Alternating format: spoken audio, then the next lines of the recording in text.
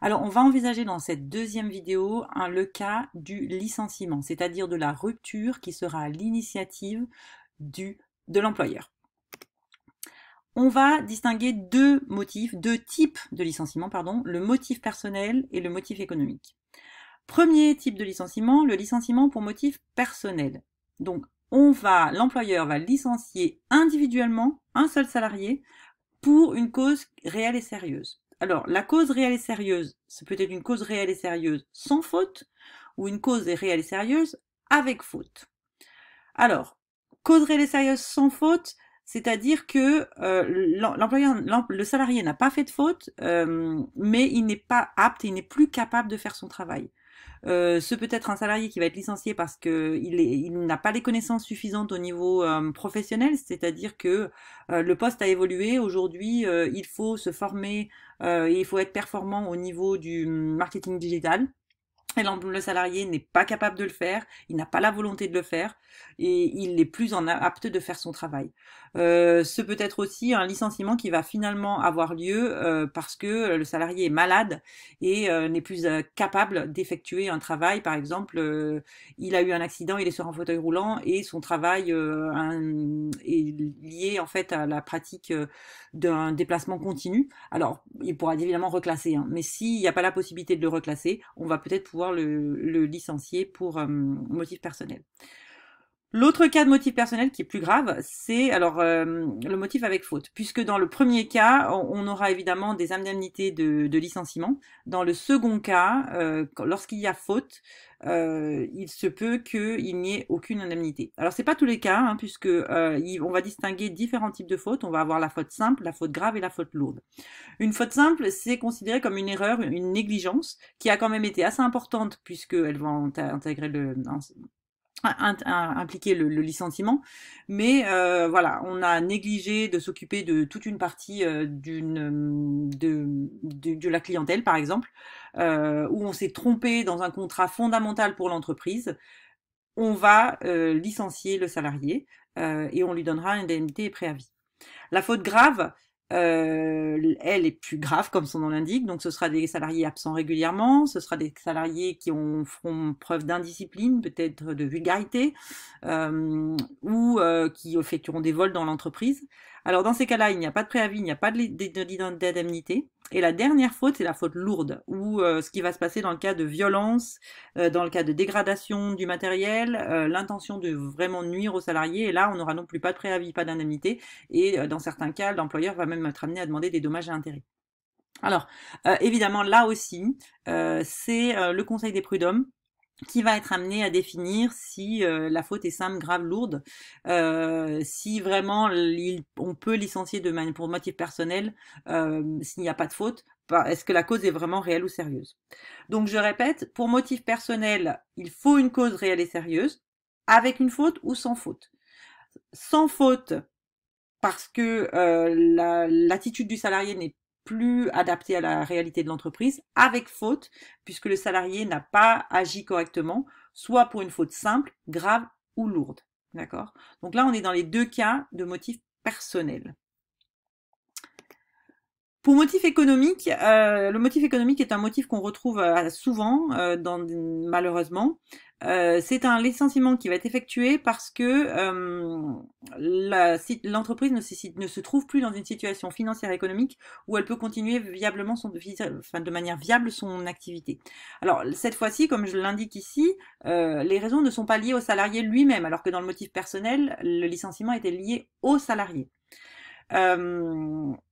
Alors, dans raison économique, qu'est-ce qu'on va entendre? On va entendre, il y a des problèmes économiques, l'entreprise est dans une situation économique défavorable, ce qui va l'obliger à soit supprimer ou à transformer l'emploi du salarié, c'est-à-dire que, comme j'ai dit par exemple tout à l'heure, dans le cas du salarié et l'évolution de la vente en ligne, le poste tel qu'il l'était auparavant ne peut plus être proposé, le poste va devoir être transformé. Or, un ensemble de salariés sont pas aptes à pouvoir le faire, ne savent pas le faire, donc on va devoir les licencier. Ou parce que on va devoir modifier un élément essentiel du contrat de travail que le salarié refuse. C'est-à-dire que ben voilà, au niveau économique, c'est plus viable de produire nos biens en France. On va délocaliser la production au Maroc. On propose aux salariés d'aller au Maroc. Donc changement du lieu de travail, les salariés sont plus d'accord. Et donc dans ces cas-là, il y a eu une modification essentielle d'un élément essentiel du contrat de travail. Les salariés sont pas d'accord, ils refusent, ils sont licenciés. Donc la motivation économique, le licenciement pour raison économique va avoir lieu soit si je supprime, si je transforme l'emploi du salarié, si je modifie un élément essentiel du contrat de travail que le salarié va refuser. Alors, quelles sont les raisons économiques qui vont être considérées comme valables par les prud'hommes? Premièrement, évidemment, des difficultés économiques, c'est-à-dire moins de commandes, moins de chiffre d'affaires, dégradation de la trésorerie, perte d'exploitation, c'est-à-dire que je ne peux plus faire face à mes commandes, je n'ai plus assez de commandes, je n'ai plus assez de clients, donc je ne peux plus garder mes salariés. La deuxième raison, c'est aussi la mutation technologique, c'est-à-dire que aujourd'hui dans mon entreprise, j'utilise un nouvel outil, une nouvelle technologie. Et cette technologie, par exemple, je vais automatiser une chaîne de production. J'ai plus besoin d'autant de salariés quand je vais automatiser cette chaîne de production. J'ai besoin de salariés qui vont être formés et les salariés que j'ai aujourd'hui ne sont pas capables d'être formés, par exemple. Donc, si j'ai une mutation technologique qui intervient et qui va être énorme et qui va pouvoir peut-être faire en sorte que j'ai moins de salariés, je vais penser, le Conseil des prud'hommes considérait que c'est une raison économique. Troisième raison, la nécessité de sauvegarder la compétitivité de l'entreprise. C'est-à-dire qu'aujourd'hui, je produis en France, mais aujourd'hui, mes prix sont très élevés par rapport à ceux de mes concurrents. Et si je veux continuer à être viable et à rester sur compétitif par rapport à mes concurrents, il va falloir que je baisse mes prix de vente. Et pour cela, je vais devoir aller fabriquer ailleurs ou délocaliser mon centre d'appel dans un pays francophone, mais où les salaires sont moins élevés.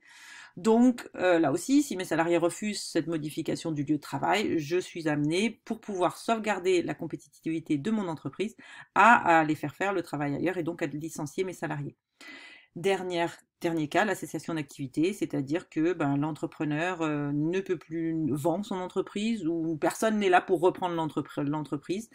Et dans ces cas-là, voilà, si l'entreprise ferme, les salariés sont forcément licenciés. Sauf dans le cas évidemment d'une faute de l'employeur où là, on envisagera dans une prochaine vidéo ce qui va se passer. Alors, quand l'entrepreneur va devoir licencier pour motif économique, il le fait pas de manière très simple. Il va d'abord tout faire pour éviter le licenciement. Première chose, c'est qu'il il a une obligation d'adaptation. Donc, les fameux salariés qui voient un nouvel outil informatique, par exemple, arriver dans leur entreprise, vont devoir se voir proposer une formation. C'est-à-dire qu'on va devoir essayer d'utiliser la main-d'œuvre qu'on a dans l'entreprise on va devoir tout faire pour la former, pour lui apprendre de manière à essayer de la conserver. Mais si c'est pas possible, parce qu'ils n'ont pas les compétences parce qu'ils refusent cette manière de travailler, l'employeur va peut-être être amené à licencier. Mais il va falloir essayer qu'il l'adapte. Donc adapte sa main-d'œuvre aux nouvelles contraintes. Et il est obligé aussi de reclasser, c'est-à-dire qu'il est obligé dans la mesure du possible de proposer des nouveaux postes, c'est-à-dire voilà, moi je ne peux plus vous proposer un poste à l'accueil du service client dans les bureaux, mais je peux peut-être vous proposer un poste au niveau du back-office pour pouvoir travailler sur la communication internet parce que vous en êtes capable. Donc reclasser, ça veut dire proposer un nouveau poste, adapter, ça veut dire proposer des formations. Pour les entreprises de plus de 50 salariés qui vont licencier plus de 10 salariés, donc des licenciements massifs dans des grandes entreprises, l'entreprise va devoir créer ce qu'on appelle un plan de sauvegarde de l'emploi, où ils vont vraiment devoir écrire mot pour mot tout ce qui va se passer pour pouvoir faire cette sauvegarde de l'emploi en adaptant, en reclassant. Et ils vont devoir aussi informer la DRETS, donc la Direction régionale de l'économie, de l'emploi, du travail et des solidarités, avant la création de ce plan de sauvegarde de l'emploi et après pour voir un petit peu quelles ont été les conséquences de ce plan. Alors, si le licenciement concerne plus de 11 salariés, c'est vraiment un licenciement massif de salariés, on va devoir convoquer le CSE, Conseil social économique, pour leur expliquer la situation. Et dans le cas où on va licencier de plus de 2 salariés, les salariés vont pouvoir être assistés par un représentant du personnel pour se faire aider dans cette procédure de licenciement. Donc je vous rappelle, hein, la loi est là pour protéger les plus faibles, donc on a mis ensemble tout un ensemble d'accompagnement pour les salariés pour qu'ils connaissent bien tous leurs droits. Alors, une fois, donc quand on est licencié, forcément, on va pouvoir toucher le chômage dans un deuxième temps, mais au niveau de l'entreprise, l'entreprise va devoir verser des indemnités, et ces indemnités vont il va y en avoir plusieurs. Alors, on enlève le cas de faute grave ou lourde où là, il n'y a plus d'indemnité. Première indemnité, l'indemnité de préavis. C'est-à-dire que le salarié doit effectuer un préavis et il ne l'effectue pas, donc on va lui payer les mois de travail qu'il n'a pas effectué. Indemnité de licenciement, donc c'est-à-dire qu'on va le compenser pour le fait qu'on le licencie. Cette indemnité va être effectuée en fonction de l'ancienneté. Indemnité de congés payés, c'est-à-dire qu'on lui doit des congés payés, soit il les prend, mais s'il peut pas les prendre, ben on va lui les payer. Et une indemnité compensatrice, s'il n'y a pas eu de cause réelle et sérieuse au licenciement, c'est-à-dire que si le juge estime que la cause est un petit peu, peut-être pas si cette cause de licenciement n'est pas la bonne, le juge va pouvoir proposer une indemnité compensatrice.